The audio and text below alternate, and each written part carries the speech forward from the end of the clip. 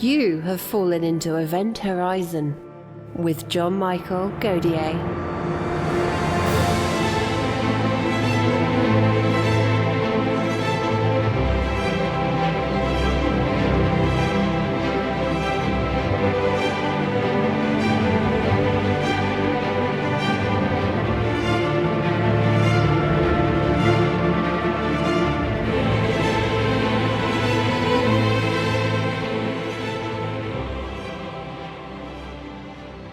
In today's episode, John is joined by astrophysicist Paul M. Sutter. Dr. Sutter received his PhD in physics in 2011 as a Department of Energy Computational Science Graduate Fellow. As well as being an editor for Space.com, his podcast and YouTube channel, Ask a Spaceman, is now one of the top podcasts across all subjects globally.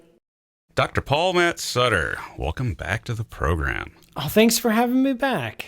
Paul, you have written a truly cheerful book again. Mm-hmm. This one is called How to Die in Space. And my first thought on reading the title was, well, the universe is trying to kill you the moment you're born. So you're not going to escape. Whether you're in space or on Earth, you are going to die at the hands of the universe. But there are better ways than others. And one thing that I see a lot in sci-fi especially is somebody doesn't pay the rent on the O'Neill cylinder, and the local city council, after many notices, decides, well, time for the airlock. So they toss them out. What really happens when you suffer a vacuum death in space?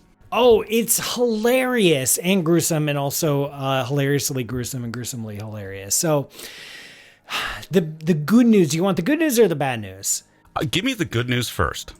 Okay, the good news is you don't die right away. But the bad news is that you are going to die, and it's going to be relatively quickly. So some depictions, especially earlier depictions of getting space or going out in a vacuum in an airlock, had you blowing up or swelling up and just being blown to bits because of the vacuum. That doesn't happen. It is true that you are when you're in vacuum, you're surrounded by no air pressure at all. But your skin is really good at keeping your insides on the inside of you, and so you don't blow up. You do swell up, though. This is something called ebulism, which is not an embolism, but it's more gross. An ebulism is what happens when the fluids and gases just in your tissue swell up. And this does happen when you encounter vacuum. You swell to about twice your volume, but you are still alive. And anything on the surface of your skin, like sweat or oils, anything that instantly evaporates and can cause some pretty serious damage on its way out, but still you are alive. What eventually kills you is the lack of oxygen.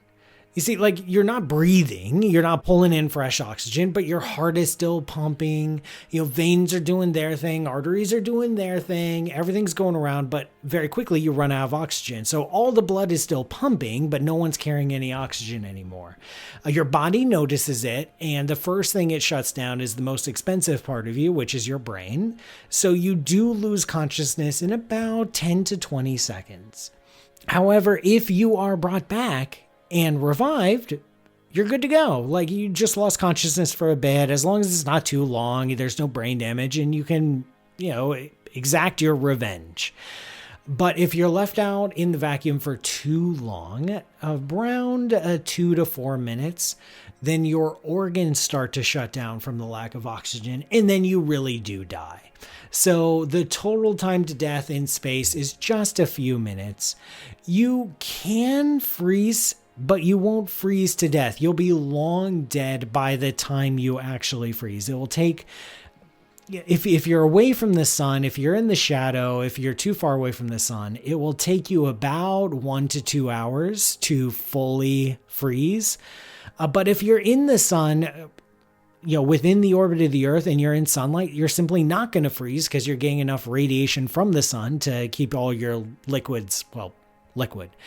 So you got a couple minutes. That's the long and short of it. A depiction in sci-fi, one that's popping to mind is 2001 with Arthur Clarke and Stanley Kubrick, where you could, if it's only a few seconds and you're going from one spacecraft into another and you're back into an environment where there's air, you could survive that and actually stay conscious if it's less than 10 to 20 seconds, right? Yeah, it's actually legit. This was also used in Guardians of the Galaxy, of all things, where a couple of the characters got spaced and then made it back. And it's fine. It's not going to be comfortable. There is going to be some serious skin damage to contend with, but you're going to live. Now, if you're in a spacesuit, say one of our big, bulky, low Earth orbit spacesuits, and you get a tear in that spacesuit, will it explosively decompress? It will not explosively decompress. It will be a leak. So the pressure on the inside of the suit is at 1 atmospheric pressure, and the pressure outside the suit is at 0. And so air will get out of that suit, but your suit isn't going to blow up. It will leak, just like a hole in the bottom of a boat will leak because it's surrounded by a higher pressure medium. Are you aware of any close calls where somebody's torn a spacesuit or something has happened where somebody got caught in a vacuum chamber or something like that? Has there ever been any accidents? Yes, there have been accidents. I don't remember who encountered this. It was during a high altitude balloon flight. So basically vacuum, and they're wearing a pressure suit, and there was a leak in the glove. And the hand of this person, I forget who it was, experienced a loss of pressure and experienced the swelling, a lot of pain and discomfort. But as soon as they were brought back down to the ground, everything was totally fine. His hand returned to normal and he could keep on going. We also encounter a lot the reverse process, which is what happens when scuba divers are at depth, at high pressure, and then try to ascend too quickly to the surface. And they have to do it very, very carefully because of the buildup of pressure in the fluids and gases inside their bodies. And that happens like all the time. Now, if you had the choice between, this is an out of left field question, but that's me. So if you had the choice between your spacesuit failing and dying in space or imploding deep under the ocean, which would it be? Wow, that got dark. I think I'm going to go with the spacing, the loss of pressure, because I know I'll lose consciousness in a matter of seconds, and then I won't be aware of the rest.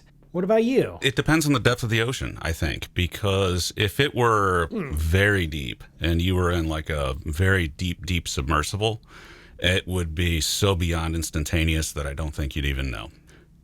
Something else, which probably has happened if you're stuck in a ship in a pocket of air that's sinking, that could be pretty uncomfortably bad, I think.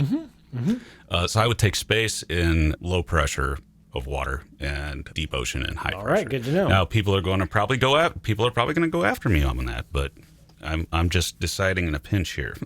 Okay, fair. So in other words, you really would lose consciousness so fast in space that 10, 20 seconds, and you don't know what's going to happen after that. So you might... Exactly. It might be pretty uncomfortable, but it's not the worst way to go. Yes. The downside to that is that you've only got 10 to 20 seconds to try to fix this problem on your own. On your own, you would need somebody else to pull you in. But if they pulled you in within, say, 8 minutes, sort of the same rules as down here on Earth. Exactly. Now, let's talk about the zombie apocalypse. Sure. Which is the only way that I think anything like this could ever happen, which it wouldn't be zombies, but it would be an apocalypse. A coronal mass ejection causing the, I suppose, end of civilization as we know it, or partially so, due to the electronics failing, right? Yes. EMP does not really affect us biologically here on the surface of the Earth, though, right? These coronal mass ejections just aren't a problem for biology, but technology they are. Well, there are different parts to a coronal mass ejection, one of these big ejections from the sun. Yes, you do have the big EMP. You have the electromagnetics radiation associated with the burst. But a coronal mass ejection really is an ejection of high energy particles. And presumably a big enough one. I don't think this is a problem with the sun, but, other stars are fair game, and who knows what the Earth has experienced in 4.5 billion years. A large enough coronal mass ejection is a giant ball of high energy particles and radiation, which is generally unfriendly to life, no matter what. So if a coronal mass ejection were to be severe enough, it could penetrate our magnetic field, it could penetrate our atmosphere, and it could swamp us in high energy particles, which would generally kill you. Do we have early warning for this? Can we actually see the evidence of it, say, sunspot activity or the actual ejection itself swinging around toward us? Do we have an early warning system for this? Yes. So we have a network of satellites and observatories that are constantly monitoring the sun. Things like NASA's Solar Dynamics Observatory or the SOHO spacecraft or ground-based observatories staring at the sun constantly. There's an entire office dedicated to solar weather and solar weather forecasting. It's like the Weather Channel, but in space. And they're constantly looking for flares, prominences, signs of high activity on the sun that might lead to an ejection event. And then when ejections are launched, they go pretty fast, but they can still take hours to days to reach the orbit of the Earth. And so when we see an ejection event launched and we know it will intersect the orbit of the Earth, we do have time to prepare to shut down satellites, to bring astronauts in, to measure the impact that it might have on the surface of the Earth and prepare accordingly. So we're good. We're on the case. So if you were alerted to a coming EMP from this phenomena from the sun, and you wanted to save some household electronics, I don't know if you'd want to save your cell phone because there's no guarantee the whole cell network would even work after this, but say you wanted to save your electric razor or something like that. What would you do in your house to prepare for a coronal mass ejection event? So the first thing I would do is trust the Earth's magnetic field in the Earth's atmosphere to absorb the brunt of the impact. We have 2 fantastic security blankets swaddling our planet. And if something were to come down and reach the surface in a significant way, I would power down all electronics. I would remove all batteries. I might cut the circuits in the house. I might go to this breaker box and cut everything. I'm actually not too worried about, say, the electrical infrastructure of my house because there are already surge mechanisms built in to protect the electrical wiring and electric devices in my home. I'd be more concerned about the sensitive electronics that aren't so well hardened against a random EMP burst. So I would just try to power everything down. I might put some things inside of Faraday cages or metal boxes to prevent electromagnetic radiation from reaching them. And then I would just wait it out. Now, what I've always heard that the microwave oven might be something where you could put electronics and actually it might act as a Faraday cage. Is there any truth to that? Well, most of a microwave oven is made of metal, which is a very handy thing because the metal just absorbs the electromagnetic radiation without passing it through to the inside of it. The door of the microwave, however, has that screen on it, and the screen is specifically designed to have just the right size of holes to block microwave radiation, but not shorter wavelength kinds of radiation. So it might be largely kind of okay, but I would try my best to find a solid metal box. And on that, we have to take a break. Paul, when we get back, we'll talk about such cheery things as the sun baking us as it ages. We'll be back in a moment. John, it's Halloween, and you're on a health week. I filled your plastic pumpkin with healthy avocados and celery. That sounds lovely, Anna. And I have another present for you. Introducing John Bot Mark IV. I am John Bot. John is great. Anna is not. What? The possum is something. No! Avocados and a John Bot. I remember when Halloween was fun. I have brought candy, several kilograms of it. I'm kind of liking this John Bot. What about you, Anna? I'm just going to nip out for some parts shopping. You two enjoy yourselves. Initiating self-replication. We are John Bot. John is great. Anna is not. The possum is okay. Wait, 2 of them? Initiating self-replication. 3? Oh no. What am I gonna do with all this candy? The possum is okay. Initiating self-replication.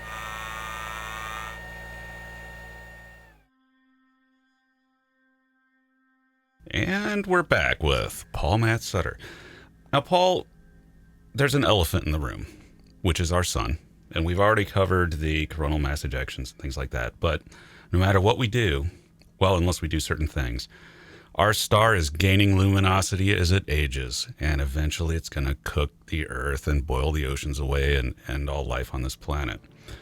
Could we mitigate that? As the sun gets older, is there a mechanism that we could do to sort of mitigate this impending death of Earth hundreds of millions of years from now? Yes, that is an annoying problem. It's actually curious to think about that the arrival of the human species really did happen in the last possible epoch for intelligence to arise. Life has been on our planet for billions of years, but in less than 500 million years, it will get too hot on the Earth for life. And so really this is it. Like if we were to go extinct by the time another intelligent species might try to arise, it might be too late. So that's something to contemplate, at 3 a.m. when you can't sleep. But getting to the practicalities of the question at hand. Yes, the sun is slowly getting hotter and brighter. And no, this has nothing to do with climate change. It's its own thing. Much slower process, much longer process. And one thing we can do is try to move further away from the sun as it ages. So we continually land in that sweet spot where it's not too cold and not too hot. And one clever way that I've seen to do this, in order to boost the orbit of the Earth, you need some gravitational assists. So maybe you could take an asteroid, loop it around Jupiter, which steals some of the momentum from Jupiter and gives it to the asteroid, then loop it back around Earth, which takes that momentum away from the asteroid and to the Earth, and just keep doing these lazy figure eights, slowly transferring some of Jupiter's momentum over to the Earth, speeding up the Earth and putting it in slightly higher orbits. Now, one rock doing one loop isn't going to do much, but we've got a few 100 million years to play around with this, and we might be able to set it up just right so that the Earth is always in precisely the habitable zone of our sun. So good luck to our descendant engineers as they try to figure out that solution. There is another solution, at least a very short-term one, that I've heard. The idea of a star shade. Do you have any views on that? Yeah, that's it. I would say that to do a star shade, this would mean basically putting up a giant space umbrella to reduce some of the output that from the sun that actually reaches the surface of the Earth. Sure, you could try that. Give it a shot, especially if you need to cool down the Earth in a pinch. Sure, why not? I mean, if we're talking on the scale of being able to use asteroids to rearrange the orbits of the solar system, I suppose a star shield isn't much different technologically. What of altering the sun itself? Can we remove mass from the sun? Say stellar lifting, which is another far future speculative technology. Can we actually change the sun to where its luminosity drops? I mean, in principle, yes. In practice, good luck with that. Of hauling away enough material over enough time scales. I mean, rearranging the orbit of the Earth is fantastical enough. Trying to reduce the mass of the sun is another thing. And that's going to get very, very messy very, very quickly because the reason that the sun is increasing its luminosity is that and its brightness and its heat is that the fusion reactions in the core are producing helium, and it can't fuse helium, at least not yet. And so it's leaving behind all this junk, and so it needs to raise its temperature in order to maintain the balance with the gravitational pull. So by reducing the mass of the sun, you're relieving some of that pressure so it doesn't have to burn as hot. But the time scales you're dealing with here are much, much longer than you might suspect. If you were to shut off nuclear fusion in the core right now in the sun, it would take about 100,000 years before you saw any differences on the surface of the sun. So changing the mass of the sun at the surface, you're not going to really see an effect for millions of years. So basically, by the time you have the technology to actually reduce the mass of the sun, it might be too late. The path of the sun might be already set, and so you wouldn't be able to play this game. Now let's talk about a much, much more manageable threat, unless you're a dinosaur. Asteroids and comets coming in from the outer solar system and hitting Earth. Now, if we were to actually spot something like that, or had the ability to spot something like that ahead of time, do we stand a chance of being able to mitigate an asteroid or cometary impact on Earth, at least right now? We actually do. It would take a lot of clever engineering to do this. Our best bet is to catch a comet or asteroid as far away from us as possible. Because then all we would need to do is change its orbit by just a tiny, tiny bit, and it will go from completely destroying our entire civilization to, just being another interesting space rock that whizzes by us harmlessly. One of the problems in dealing with this is that asteroids and comets aren't really held together very, very well. They're just, they're more like rubble piles. They're more loose agglomerations of material rather than big giant boulders. And so if you imagine just trying to say blow it up, you're not really going to disrupt or destroy the asteroid. You're just going to aggravate it. And your best shot is to try as much as possible to blow things up next to it or throw things at it to just shift its orbit by a tiny, tiny bit. That's all it takes. Now, how do you do that? Just by, again, the same way you might move Earth, you move an asteroid just by running other asteroids past it? Yeah, exactly. We could launch rockets. We could just start throwing stuff at it, like rockets or nuclear bombs, to blow up next to it. Just try our best. Asteroids are big, but even the asteroids that can destroy the Earth or civilization on the Earth are only a few miles across, which that is a lot of mass, that is a lot of momentum, but it's not necessarily an insurmountable amount of mass or momentum. Now, what about detecting these? How good are we at that? Yeah, we're kind of good. Detecting asteroids and comets is actually very challenging because they are small, they are not very bright, they're not glowing on their own, and they're very dull colored. They hardly reflect any starlight at all. And they're also moving fast. So if you're not paying attention, most of them are just gonna whiz by. So detecting them is quite a challenge, but we are getting better and better at it. I've seen actually over the past few months, as more and more stories have been coming out about smaller asteroids that are coming close to the Earth or within the orbit of the moon. I've seen these stories come out because we actually have better telescopes that are on the case and better able to see some of these smaller ones, the faster ones, the dimmer ones. And we're getting better. So far as we can tell, there is no threat currently in or around our solar system. We do not detect any asteroids that are large enough to actually pose a threat on an Earth intersecting orbit. So we think we've cleared that for the next few decades. There's nothing to worry about. But who knows what can come out there from the dark. Especially over very long periods of time. If we last millions of years as a civilization, we're gonna have to deal with this problem at some point, right? At some point, I mean, there are going to be rocks. The big dinosaur killers really only happen every few tens of millions of years.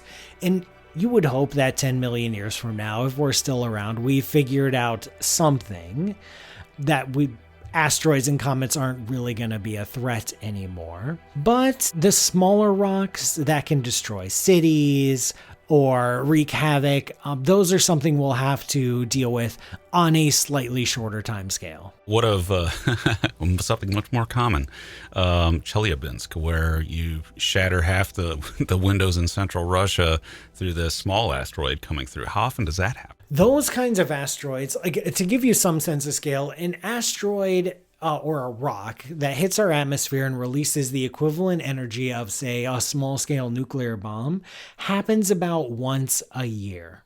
There is a nuclear bomb equivalent detonation in our atmosphere. Most of those happen in the atmosphere. Most of those happen over open ocean, so no one really notices. So as you get down smaller in the energy scale, things that shatter windows and cause a little bit of a local disturbance are going to happen a few times a year, at most. Still, even though it happens mostly over ocean, that's an awful lot. That's true. That's true. I mean, rocks are raining down constantly from space. It's just part of life here in the universe. Now, one last threat to us while we're in this solar system. We'll get to if we go elsewhere after a break. But in this solar system that I've heard, gamma ray bursts. If we had a nearby one, it could sterilize half the Earth in moments, right? Yep. So gamma ray bursts are giant bursts of gamma rays, as the name suggests. And gamma rays are the worst kind of radiation. These are the highest energy, the highest frequency, the absolute worst when it comes to radiation. So just, you don't want to be anywhere near any source of gamma rays. Gamma ray bursts have a variety of potential causes. We think they might be dying stars or neutron star mergers. There are various cases that can lead to a giant burst of gamma rays. And really, there are no known potential gamma ray burst candidates in our vicinity, so we think we're pretty safe. That said, millions of years from now, as we wander around the galaxy, we could brush too close to a star-forming region. We might get a supernova too close, a gamma ray burst too close.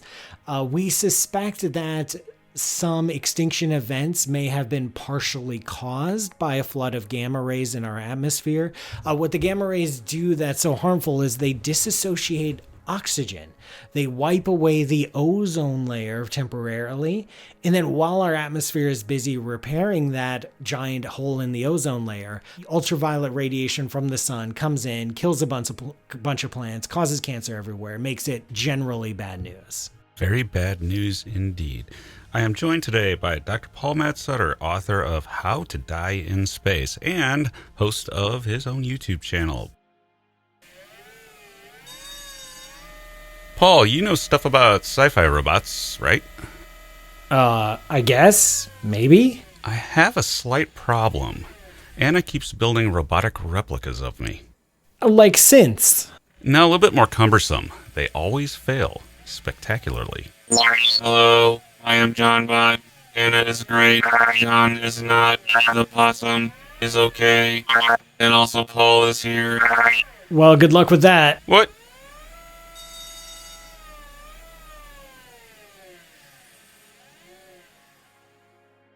And we're back with Dr. Paul Matt Sutter.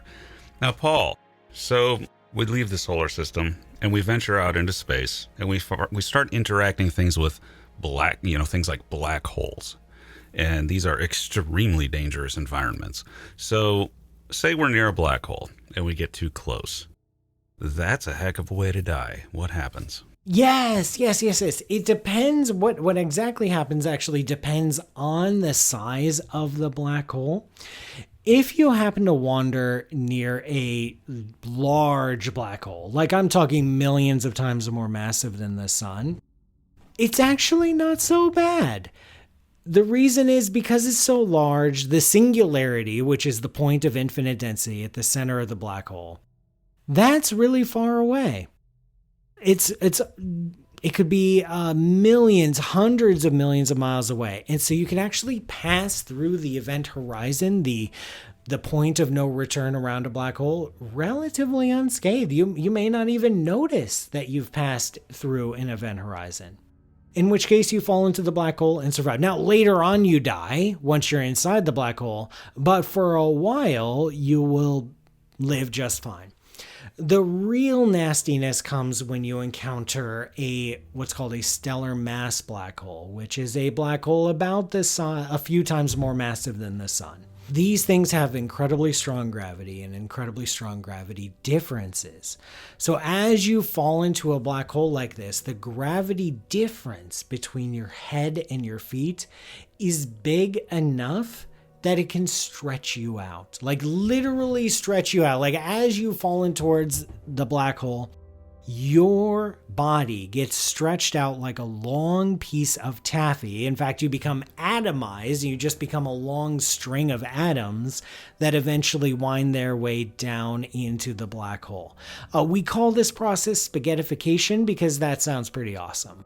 Now, in a large event horizon, that piqued my interest. If you entered it, which, again, point of no return, but if you entered it, you would actually be able to survive that for a while until you got too close to the singularity?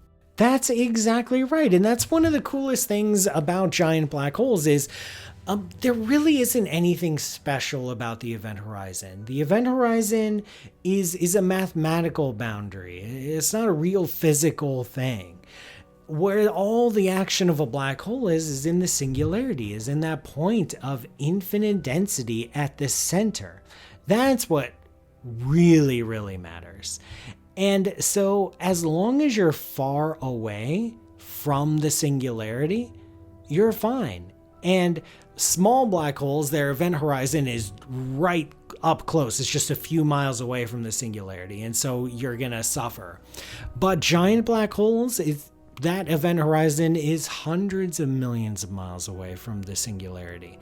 And so the environment outside an event horizon compared to inside of an event horizon really isn't all that different. But now, like with a supermassive black hole, that environment outside with the accretion disk and everything would be pretty rough, right? Oh yeah, of course. I mean, you're still going to die from a million other things, but not the black hole itself. That's interesting. So say and this would, I can't imagine this could even happen, because if you had a planet going through an accretion disk, it would be irradiated so badly. But if you had somebody in a spacecraft that, or a generational ship or something that came in at the right angle and went into the event horizon, they could survive in there for a time. So there could be aliens out there stuck inside of a black hole trying to get out. Yes, you don't survive for long. One of the coolest things and like most gory things about a black hole is that inside of an event horizon, once you cross that boundary, your fate is sealed. Once you enter in a black hole, you must go to the singularity.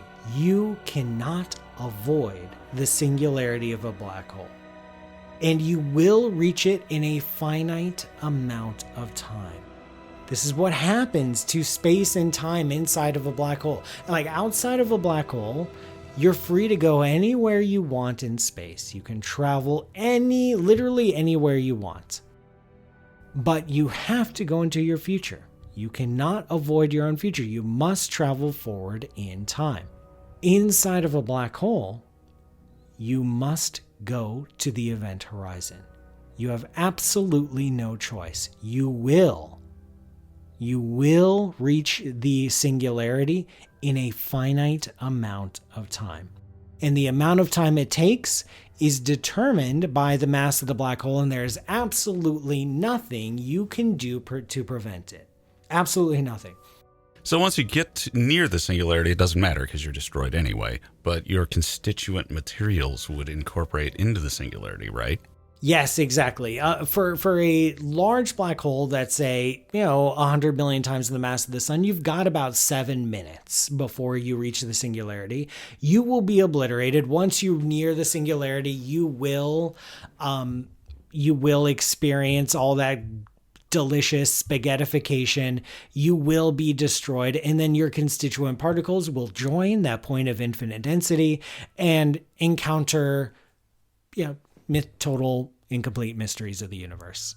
Do we have any idea what that singularity might look like? Now, I know about Kerr rings and things like that, but what would you actually see, to speculate, what would you actually see if you were nearing the singularity just before you were destroyed? We actually don't know. I mean, in general relativity, which is what we use to understand the interior of a black hole, says that the singularity really is a point of infinite density, but we know that's wrong. We know that points of infinite density don't really exist in our universe.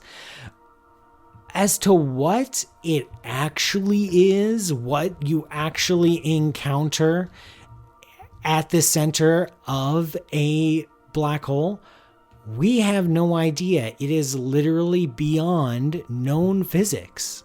So I can't tell you. We just don't know.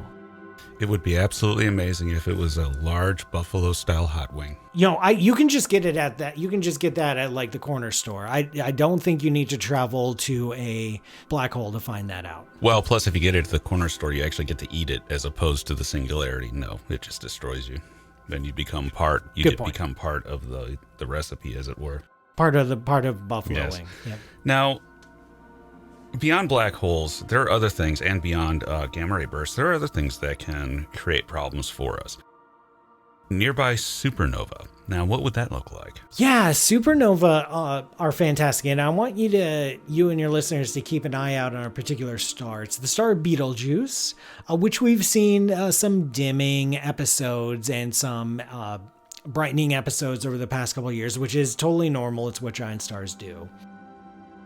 Betelgeuse is about to go supernova. It's in the constellation Orion. It's the right shoulder of Orion. It's a bright red star. It is a star near the end of its life, and it will go supernova sometime in the next million years or so, which is basically next week when it comes to astronomy. When it goes supernova, it's about 600 light years away. It won't hurt us. It won't kill us. It's too far away for that. When it goes supernova, it will be brighter than Venus. It will be brighter than Jupiter.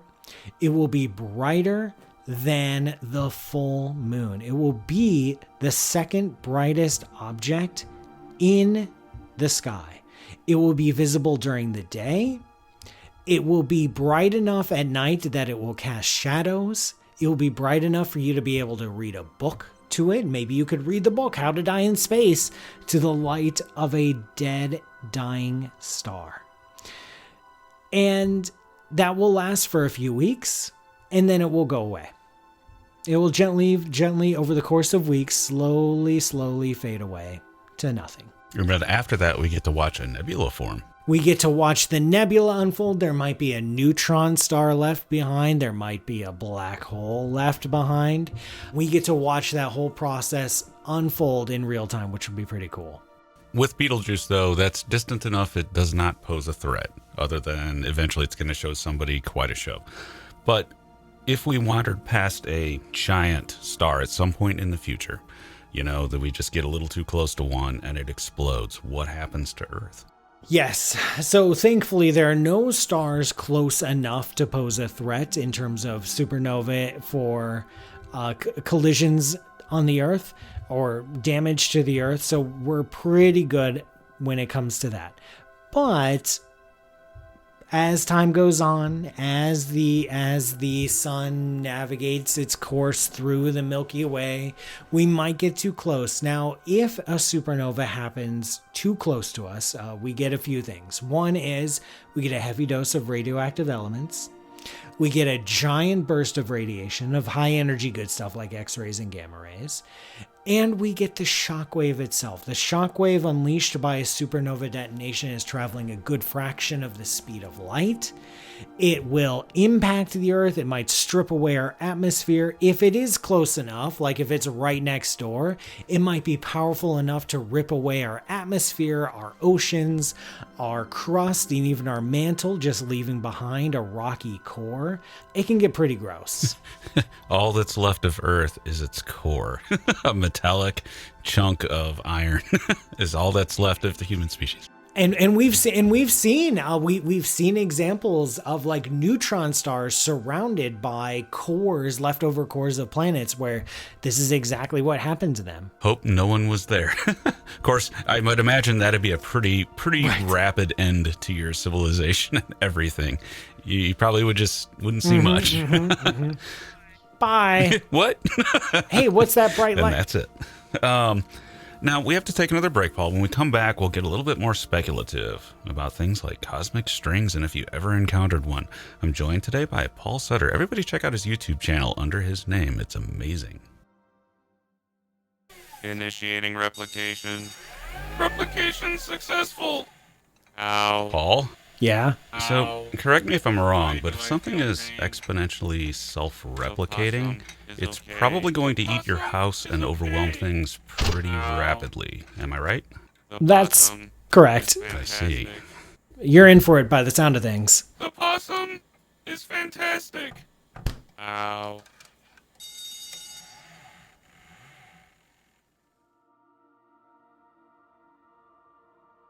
And we're back with the final segment with Dr. Paul Matt Sutter. Now, Paul, you also cover some speculative stuff in this book, which is the stuff that I really love. And one of those things is encountering a cosmic string. First of all, do those things actually exist, and are they still out there? Cosmic strings, we don't know if they exist. We don't know. They're hypothetical, and we actually think they should exist. So far, we have not detected or observed any cosmic strings, but we do think they should exist. Cosmic strings are leftovers from some of the earliest moments of the Big Bang, from when our universe was incredibly small and incredibly hot, incredibly dense. Physics was very, very different back then. And as the universe evolved, as the universe expanded and cooled, it didn't expand and cool perfectly. There were flaws in it.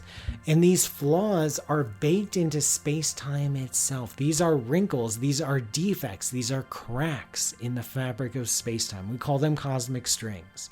They're very, very odd structures. They are incredibly thin. They are less than the width of a proton, but they will be incredibly long. In fact, some models suggest that they should be the length of the entire observable universe, and there should be a network of these strings throughout the universe. And that if you were to encounter a cosmic string, we don't know exactly what will happen because we don't fully understand the physics of cosmic strings, but we know it's not going to be pretty. We know it's not going to be pretty because these things are incredibly dense and incredibly exotic. So a cosmic string could potentially, slice the Earth in half without even thinking about it. Okay, now cosmic strings, these incredibly dense, weird things winding their way across the cosmos. Do these things move? It's sort of like, you remember the Star Trek, I forget which Star Trek that was, where they got hit by something that looked like this.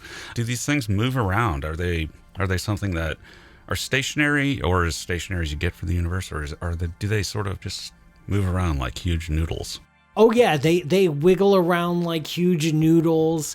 They can even intersect themselves and pinch off, so you get loops of cosmic strings that then vibrate. They release gravitational waves and radiation and eventually dissipate in a giant flash of energy.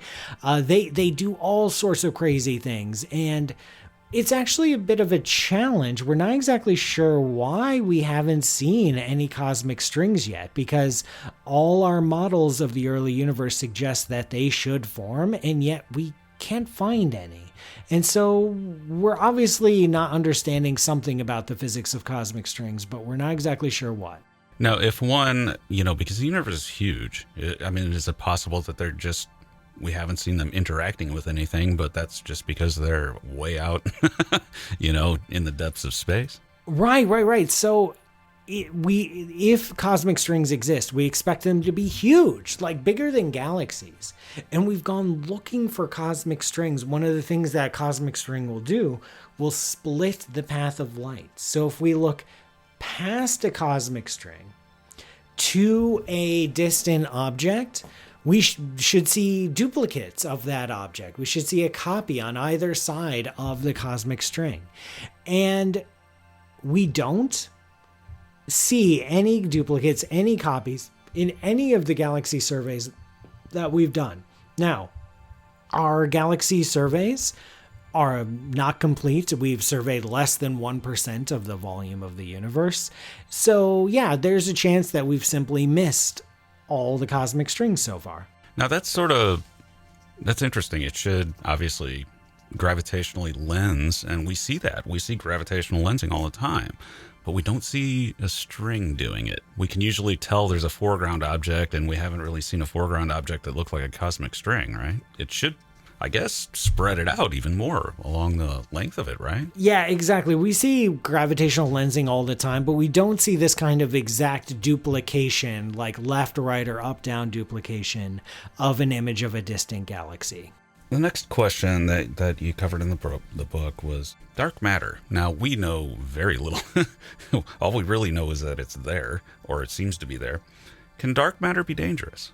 Dark matter, as far as we can tell, we actually don't know. It seems that dark matter is very innocuous, because the whole thing that dark matter does, the whole point of it, is that it doesn't interact with light. It doesn't interact with normal matter. It only makes its existence known through gravity.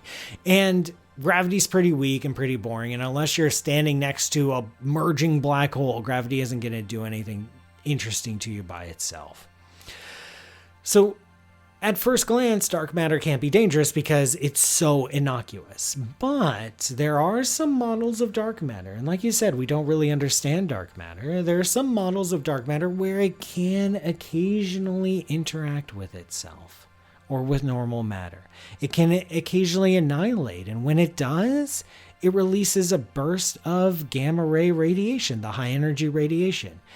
And if you get enough dark matter in enough concentration and enough density, you can potentially get a seriously high signal of gamma rays or X-rays, enough to cause some trouble, especially in places like the cores of galaxies, where we think there might be a lot of dark matter.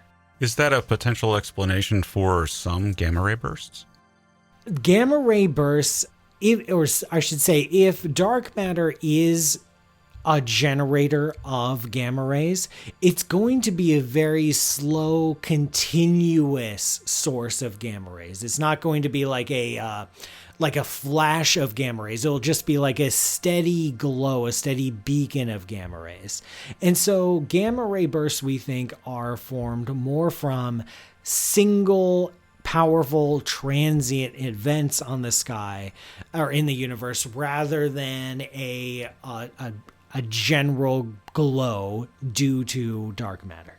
Now, one last scenario, or second to last scenario, that a lot of people talk about is if the universe had a lower energy state and tunneled to it. What's going on there? Yeah, so our state of the universe with this current arrangement of forces and fields and particles that has existed for 13.8 billion years and counting, this could be a temporary thing. Yeah, it's hung around for a few billion years, but that doesn't guarantee it to be completely stable. The universe could not yet be in its true fundamental ground state.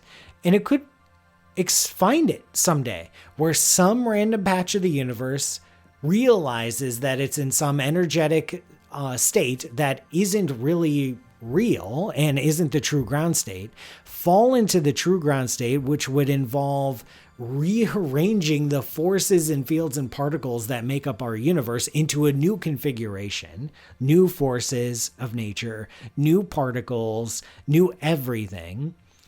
that nucleation point would spread and it would be a bubble expanding at the speed of light. It could be happening in the universe right now.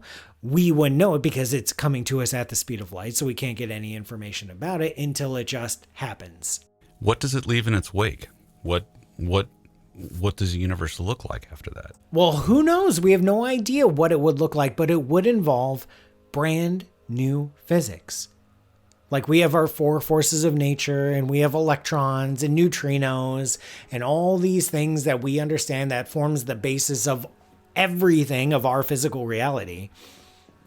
Behind that bubble, in that new ground state of the universe, would be new forces of nature, new particles, new configurations, potentially even new fundamental constants of nature. It would simply be a completely unrecognizable universe. Could essentially everything we know in our everyday life, in other words, matter, could matter then not be stable and just poof, everything's gone? It would be an entire phase transition for the universe. So it wouldn't happen locally. It would happen throughout the universe. And once that wavefront reaches us, that edge of the bubble, then yes, everything would go poof because all of chemistry and physics relies on this combination of forces with this combination of particles. There would simply be a new physics. Now, my last question for you, Paul, is, now thinking about it, the one way that I think I would most really prefer not to go is if I somehow annoyed a Kardashev Type 3 machine civilization and got its attention and it decided to vaporize me or build a Death Star or something like that. But out of all of these options that you lay out in the book, and there's many more in the book with tons of great science, which the book is How to Die in Space by Paul Matt Sutter. Everybody should check that out. What's the one that scares you most? That is a good question. I think the one that scares me the most is the potential of aliens. Because if aliens are out there and we actually meet them, will it be friendly and high fives all around, or will it get ugly? I think the worst one to invoke, people always talking about UFOs and civilizations being very close by, but I can't think of anything more terrifying than having an highly advanced alien civilization in your star system with you.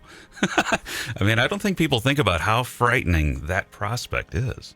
Oh, yeah. I mean, we get scared of like bears and stuff, or like a coyote. Imagine something actually more capable, more technologically advanced. Even if they're totally benign and friendly, just how overwhelming and intimidating their mere presence would be. And as Arthur Clarke said, any sufficiently advanced technology is indistinguishable from magic. So you could have not only just alien bears and alligators and crocodiles and other such nasties, but you could have stuff you don't even understand destroying you. Giant nanotechnological clouds destroying you and taking your raw materials to self-replicate and all sorts of horrifying things. So if you find an alien civilization, hope that it's very, very far away. That's good advice. All right, Paul. Well, it was fun as usual, and we'll do this again sometime. Oh, I can't wait. Dying in space is one thing, but what of living in space? Can we find a way to not... All glory to the possum. Uh-oh. Long live the possum. Oh dear, it seems things have gotten out of hand here. John bots, deactivate. What? Well, that was close. They nearly consumed the entire interior of the house. They got my element collection, the boxed wine, nearly me. What? The sardines are gone. No more John bots, Anna. For now. They merely need tweaking. Anyway, you have several metric tons of Halloween candy now. I hope you're pleased. It's all sugarless. Anna, was that by design? Ask the John bots. On that note, I must nip out for parts again. I have new plans for the new year that you'll absolutely love, John. Yeah, I'm sure I will. Wait a minute. A laser beam? Where's my laser pointer? Where's my laser point? What? The cats have been assimilated.